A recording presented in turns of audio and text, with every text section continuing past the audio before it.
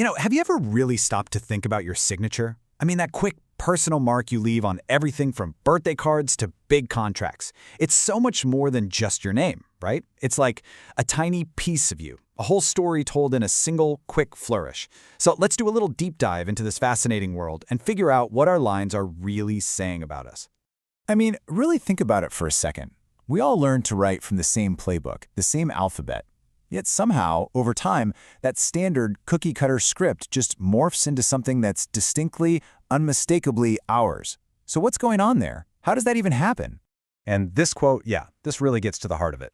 A signature isn't really meant to be super readable. Its main job isn't even to spell out your name. No, its job is to communicate your identity. It's less of a word and way more of a symbol, kind of like a fingerprint, but written in ink.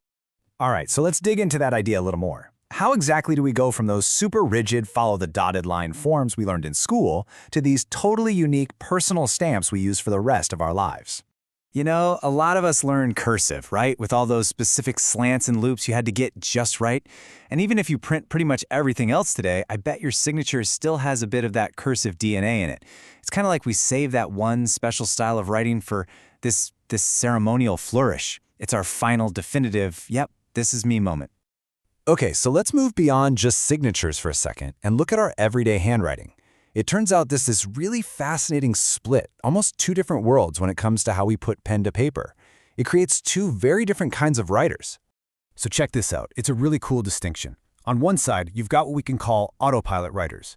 For them, it's all about this well-grooved muscle memory. Their hand just knows what to do, and it produces this super consistent, effortless style. But then, on the other side, you have the conscious writers. It's like they're shaping each word with total intention, as if it's a brand new creation every single time. So which camp do you fall into? Which one feels more like you? And, this is where it gets really interesting, because we all do this instinctively. We assign meaning to these different styles. Just think about a phrase like, "you write like a girl." Now, that's a pretty outdated way of putting it, but we all know what it means, right? It points to a certain free-flowing, maybe bubbly style. We can't help but project personality traits onto handwriting, things like gentleness or confidence or precision. And that's the whole fascination with graphology, isn't it? The idea that our script is like a secret biography, a little window into our unconscious. Now, this whole idea doesn't just stop with the alphabet. Let's broaden the scope a bit and see how this all extends into the world of art, where the lines we draw can be just as revealing, if not more so. And here's the key thing to remember. Our handwriting is just one type of line we draw. The very same mind and hand that form your letters, well, they're the same ones that doodle in the margins, or sketch an idea, or draw a picture. It's all coming from the same place. It's one system, translating thought into motion and form. Okay, so there's this fantastic personal story in the source material that perfectly illustrates this. In a college art class, the task was to do these really quick sketches of a live model. And the final drawings, they weren't perfect by any means, but they were absolutely full of life. They totally captured the essence of the person.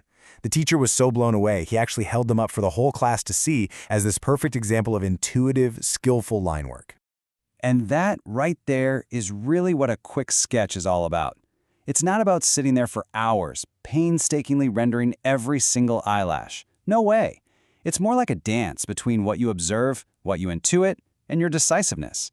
It's a quick, confident mark that's all about capturing the essence of a subject, that fleeting moment. You could say it's expression in its purest form. Okay, so if our lines, whether we're writing or drawing, are so expressive, is there a way to kind of decode them? A framework to help us understand what they're saying? Well, one classic way to do this is by using the Four Temperaments. It's a system for seeing how our core personality gets reflected in pretty much everything we do.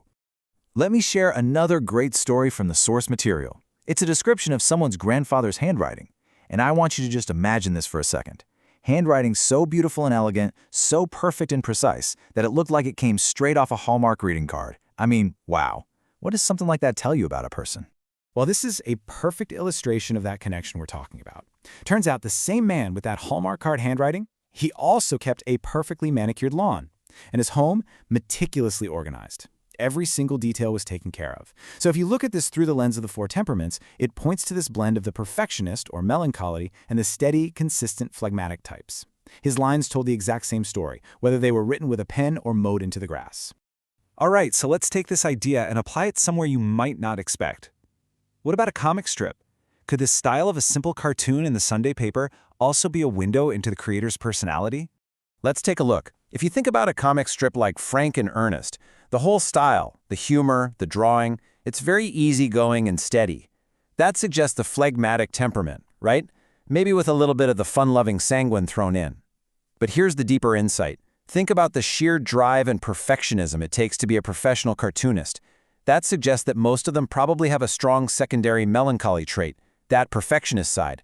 Their temperament is literally baked right into their work.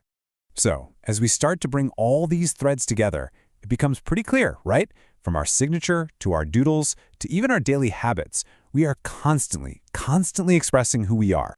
And this really is the core idea. Our lines are how our minds translate thought into actual motion and form. Every single line we make is a physical manifestation of something happening inside us. It's like a bridge connecting our inner world of thoughts and personality to the outer world of expression. So what's the final takeaway? Well, your lines are just so much more than random marks on a page. They are a direct extension of your thoughts. They're a window into your personality. And maybe most beautifully, they represent this ongoing dynamic dialogue between your mind, your hand, and your ever-changing identity. It's a story that's always being written. And that leaves us with just one final thought for you to ponder. The next time you sign your name or sketch a quick idea or even just jot down a grocery list, take an extra second. Really look at the marks you've made. What story are they telling? What are your lines saying about you?